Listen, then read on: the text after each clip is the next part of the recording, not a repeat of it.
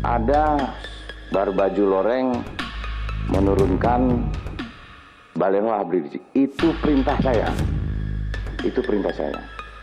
FPI bongkar rahasia pertemuan dengan Pangdam Jaya 18 November. Ini balihonya itu bukan baliho Rizik Sihab, bukan. Kita tidak terfokus kepada Rizik Sihab, tidak. Perseteruan antara Front Pembela Islam FPI dengan Panglima Kodam Jaya atau Pangdam Jaya Majen TNI Dudung Abdurrahman belum usai. Jangan coba-coba pokoknya. Jangan coba-coba. Kalau perlu FPI bubarkan aja itu. Tapi dengan Habib Rizik tidak ada masalah hukum, tidak ada, bukan DPO gitu kan, bukan orang yang bermasalah.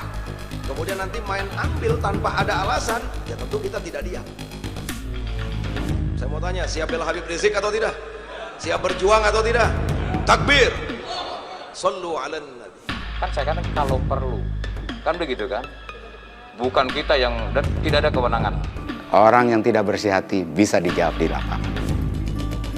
Jadi kalau ada seseorang yang hanya menggunakan perang untuk naik pangkat dia sendiri, nanti kena sendiri. Saya berkali-kali melihat itu. Hanya ingin melihatkan bahwa dia hebat, terus memerintahkan prajuritnya, dia tidak peduli, kena sendiri.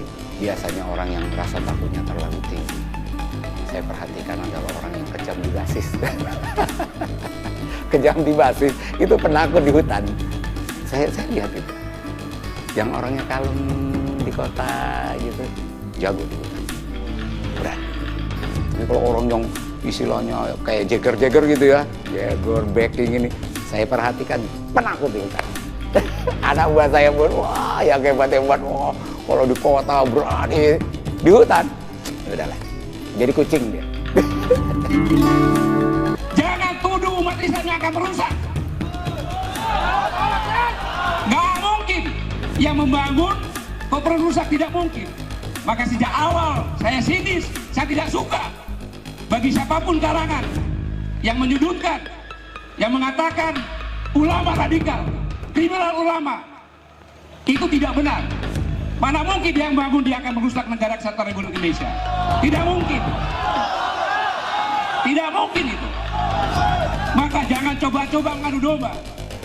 Jangan coba-coba mengobok-obok. Pasti akan bangkit.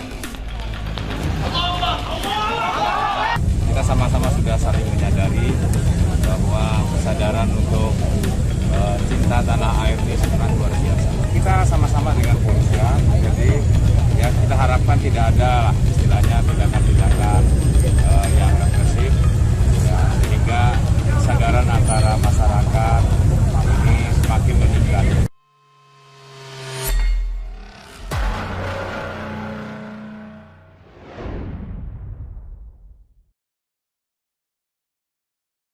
FPI bongkar rahasia pertemuan dengan Pangdam Jaya 18 November. Perseteruan antara Front Pembela Islam FPI dengan Panglima Kodam Jaya atau Pangdam Jaya Majen TNI Dudung Abdurrahman belum usai. Gesekan ini dipicu pernyataan Dudung pada akhir pekan lalu yang mengakui memerintahkan anak buahnya mencopot baliho Habib Rizik dan menyatakan mau membubarkan FPI. Hingga akhirnya Mabes TNI meralat ucapan Dudung yang menyebut jika perintah pencopotan baliho bukan atas perintah Panglima TNI Marsikal Hadi Cahyanto. Dudung juga meluruskan ucapannya bahwa TNI tidak bisa membubarkan FPI karena itu adalah kewenangan dari pemerintah. Baru-baru ini, Ketua DPP FPI Ustadz Abid Masyuri membongkar rahasia yang belum diketahui publik. Sebelum Dudung memerintahkan pencopotan baliho, ternyata antara FPI dan Pangdam ada pertemuan di tanggal 18 November 2020. Saat itu FPI diterima dengan baik dan tampak karib. Pertemuan yang dilakukan di kantornya itu tidak membahas soal baliho yang dipasang hampir semua sudut Jakarta. Namun ada kejadian menarik yang menurut Awid bisa mengubah pandangan Pangdam. Keesokan harinya, Pangdam justru menjadi garang dan bahkan meminta tidak ada lagi baliho Habib Rizik yang dipasang di jalanan. Sebelumnya dalam apel pasukan di Monas tanggal 20 November 2020 lalu, Dudung dengan tegas meminta prajurit TNI untuk mencopot baliho Habib Rizik. Dia juga menyinggung soal pembubaran FPI. Namun, Jenderal Bintang 2 itu pun meluruskan pernyataannya. Dia mengatakan jika TNI tak bisa membubarkan FPI. Mantan Kasat mengatakan, TNI yang garang di kota, di hutan jadi kucing. Video wawancara mantan Kepala Staf Angkatan Darat atau Kasat Jenderal Purnawirawan Pramono Edi Wibowo, yang juga adik ipar Presiden Susilo Bambang Yudhoyono, kembali ramai di media sosial. Video berisi soal tipe-tipe anak buahnya kembali diviralkan lantaran mengomentari sikap Pangdam Jaya Maijen Dudung Abdurrahman yang begitu lantang memerintahkan anak buahnya untuk mencopot baliho Imam Besar FPI Habib Rizik Syihab. Sebelumnya Dudung mengakui telah memerintahkan prajuritnya untuk menurunkan baliho, spanduk dan baliho bergambar Habib Rizik di wilayah DKI Jakarta. Perintah itu turun setelah sebelumnya upaya penertiban baliho oleh Satpol PP gagal karena baliho dengan wajah Habib Rizik kembali terbentang. Dilihat pada Senin 23 November 2020 di YouTube channel Pramono Edi Wibowo itu ditayangkan sekitar 6 tahun yang lalu dan ditonton sekitar 34.000. Dalam ceritanya, Pramono mengatakan ada tipikal anak buah yang berani di kota dan takut di hutan. Biasanya jika orang yang takutnya terlalu tinggi, saya perhatikan adalah orang yang kejam di basis dan itu penakut di hutan. Yang orangnya kalem di kota, jago di hutan, berani. Kalau orangnya kayak jeger negeri di kota, saya perhatikan penakut di hutan. Anak buah saya yang hebat-hebat kalau di kota berani, di hutan jadi kucing dia. Pramono menambahkan dia mengenal anak buahnya cukup detail. Hal itu lantaran sejak lulus dari Akabri 1980 dengan pangkat Letnan 2. Pramono ditugaskan ke Timur-Timur. Di sana dia ditugaskan selama 7 tahun hingga pangkatnya Letnan Kolonel. Dari situ Pramono mengetahui jika perang adalah proses mengadu kebersihan hati. Perang itu adalah mengadu kebersihan hati. Orang yang tidak bersih hati bisa dijawab di lapangan. Jadi kalau ada orang yang menggunakan perang untuk naik pangkat, nanti kena sendiri. Saya berkali-kali melihat itu. Hanya ingin terlihat hebat dan memerintahkan prajuritnya dan tidak peduli pada prajurit akan kena sendiri. Begitulah kata Pramono. Di mana hal ini diposting di laman akun Twitter oleh Zoya Melani. Ini buat referensi saja, orang yang sok jagoan di kota sejatinya penakut di hutan. Dia jadi kucing di dalam hutan, beda kalau orang yang di kota tenang, kalem, dia akan buas jika di hutan. Saya tidak menyinggung Pangdam Jaya, tapi silahkan Anda simpulkan sendiri mirip siapa. Di mana Zoya Melani ini juga menyertakan sebuah video. Dan postingannya telah ditonton sebanyak 46.000 kali oleh netizen dan disukai sebanyak 159. Ada barbaju loreng menurunkan baliho Habib Rizik. Itu perintah saya. Itu perintah saya. Ini balihonya itu bukan baliho Rizik Syihab, bukan. Kita tidak terfokus kepada Rizik Syihab, tidak. Ya, tapi dengan Habib Rizik tidak ada masalah hukum, tidak ada, bukan DPO gitu kan, bukan orang yang bermasalah. Kemudian nanti main ambil tanpa ada alasan, ya tentu kita tidak diam. Saya mau tanya, siap bela Habib Rizik atau tidak? Siap berjuang atau tidak? Takbir.